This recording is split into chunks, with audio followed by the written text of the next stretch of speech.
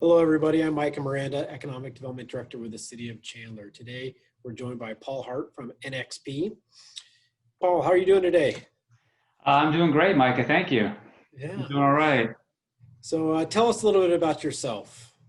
Well, my name is Paul Hart. I'm responsible for the radio power business at NXP. And I've worked at NXP and its former names, Freescale Motorola, for the last almost 20 years. Arizona native from Tempe, and I went to the U of A. All right, fellow Wildcat, bear down. That's right. So a couple of questions. We're really excited for the NXP expansion in Uptown Chandler. Can you tell us a little bit about the history of NXP in Chandler and what have NXP and its predecessors historically done here? Sure. So NXP has been manufacturing silicon and had design operations, so basic R&D in the Chandler area since late 80s, 1990. It started with a fab development by Motorola in the location. And the factory is still running today. It's producing largely analog wafers for the automotive industry. So it's very much originally an automotive-focused manufacturing facility. And we have R&D activities for automotive, for sensors, but also for radio frequency design and communications infrastructure located in that site as well.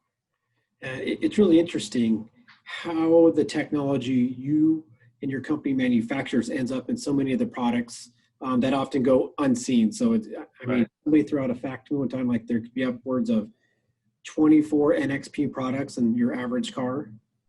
Yeah, hopefully more coming soon. Absolutely. Absolutely. Yeah, I mean, we have, pieces that go into nearly everything that's made. So it's very much a broad range company with focuses in almost every area of electronics, but maybe not necessarily a household name. Yeah. All right. Can you provide a high level overview of NXP expansion here in the city and what would be done in the new manufacturing facility? Yeah, so what we've done is we've upgraded the manufacturing line, so the facility, to not just produce silicon wafers for these analog applications, but also to have in a separate walled-off area, kind of an adjunct facility on the site, full production line for gallium nitride, which is a new compound semiconductor technology that's commonly used in communication systems as well as radar and defense applications. Yes. So on that communication side, how will this technology improve cellular communications with that 5G space and data throughput? Well, so data throughput is really handled by the amount of spectrum that is used at one time. So basically in the 5G systems, we're making use of more spectrum, so wider bandwidth, which happens at higher frequencies. And then also making use of a high order antenna system. So multiple input streams and output streams from your device are happening simultaneously, similar to newer Wi-Fi systems around the house. As frequency goes up and the number of RF links or antenna diversity goes up, the power consumption of these radios goes up. So where GaN really helps is by keeping the power consumption to a more manageable level of the total system, and basically enabling these higher power, wider bandwidth radios to sit on the same tower in the same infrastructure.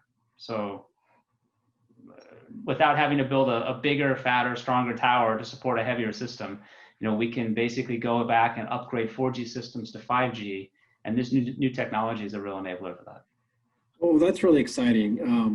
And part of the Chandler strategy has been to help and ensure companies located here can continue to grow and expand.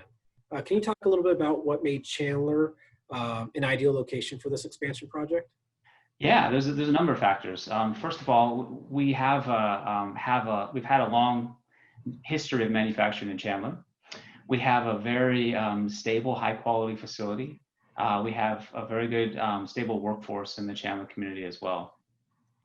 We also have our R&D, a large portion of our development team for radio frequency products located in Chandler. And so this expansion gave us the opportunity to co-locate the product development teams and the technology teams so that our technology and our products are really developed simultaneously, and we're able to get the best performance out to the market in the shortest time frame. Also in Chandler, there's access to a broad resource and talent pool. There's an ecosystem for semiconductor manufacturing with Intel and Microchip just down the road, et cetera. And so with that, an expansion like this becomes manageable. We've got the suppliers, the vendors, the mechanics who can work on these systems all right here in town and easily available. So kind of going down that same vein, how many employees is the new facility anticipated to employ? Yeah, so I actually don't know what the top end number is going to be. Obviously, that's going to be gated by just how much volumes expand over the coming years.